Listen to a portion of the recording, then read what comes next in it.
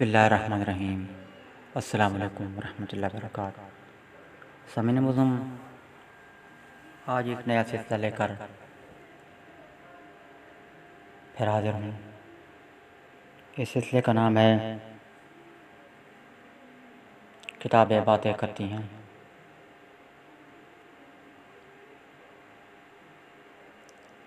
सामीन मुअज़्ज़म, इस सिलसिले में आप मेरी ज़बानी मुख्तलिफ़ किताबों के मुसन्निफ़ीन का तारुफ़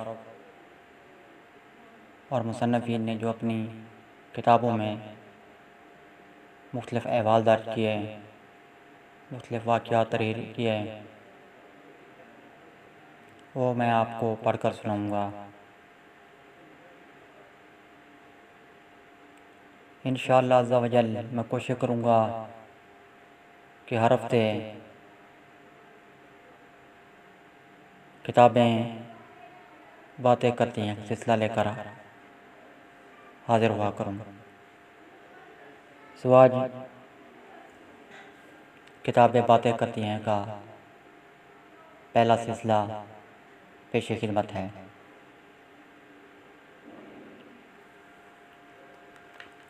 मेरे सामने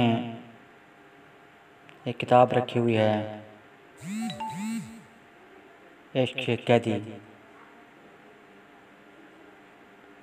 इश्क़ कैदी के मुसन्निफ़ हैं ज़फ़र जी।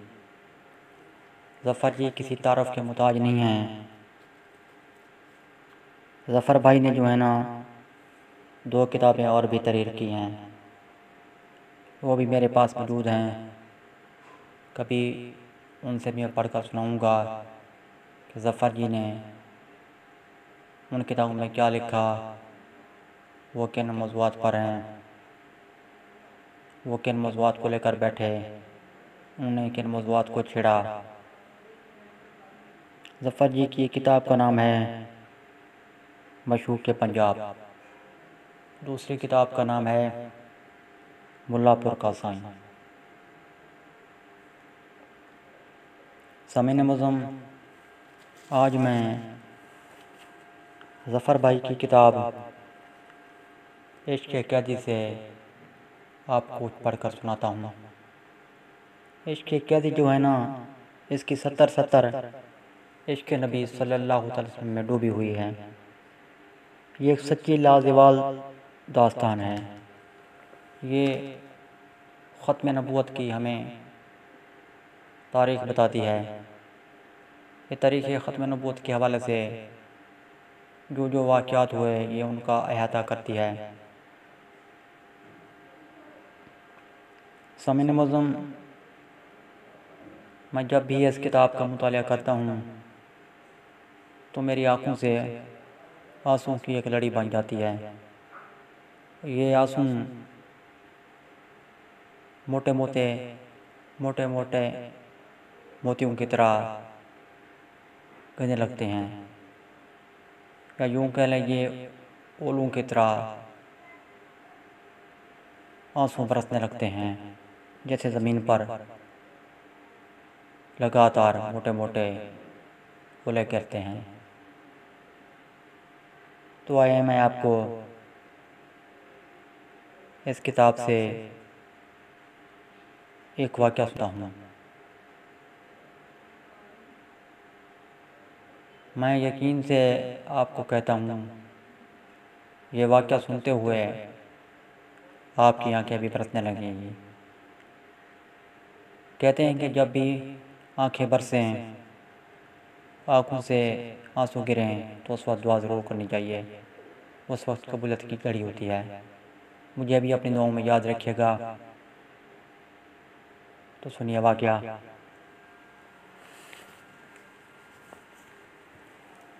मजमे में शायद ही कोई आँख हो जो पुरनाम ना हुई हो। शाह साहब दोबारा तकरीर करने लगे तो फ़ज़ा में सैरन की गूंज सुनाई दी। वह तकरीर रोक कर खड़े हो गए। पूरा मजमा मुड़कर शराब की तरफ देखने लगा। यहाँ से होटल पर जाती सरकारी गाड़ियों का एक काफ़िला गुजर रहा था।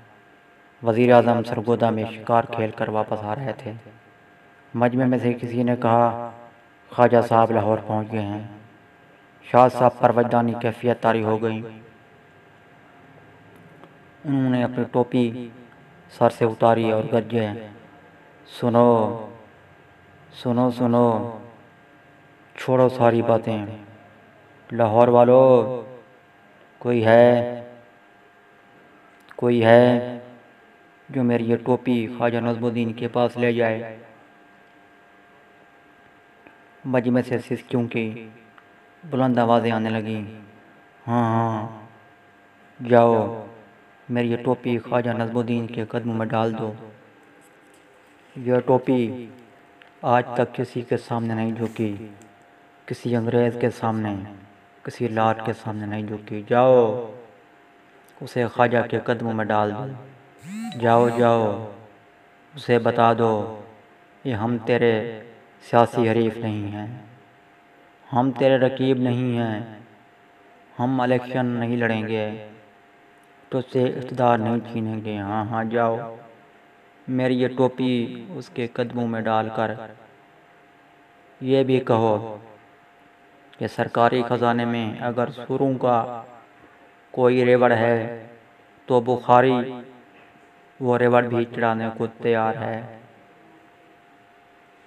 मगर शर्त सिर्फ ये है कि तुम सरकार कौनैन फ़िदाए अम्मी ओबी, फ़िदाए अबी अम्मी सल्लल्लाहु अलैहि वसल्लम की ख़त्म रिसालत का क़ुरान बना दो, ताकि कोई मेरे आका सल्लल्लाहु अलैहि वसल्लम की तौहीन न कर सके। आप सल्लल्लाहु अलैहि वसल्लम की दस्तार ख़त्म नबूवत पर कोई हाथ न डाल सके। शाह साहब बोल रहे थे और मजमा बेकाबू होकर धाड़े मारकर रो रहा था।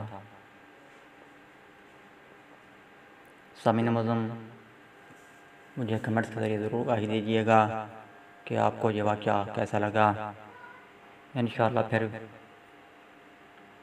किसी और वाक़ये के साथ, किसी और किताब के साथ, किसी और मुसन्निफ़ के साथ फिर हाज़िर होऊंगा।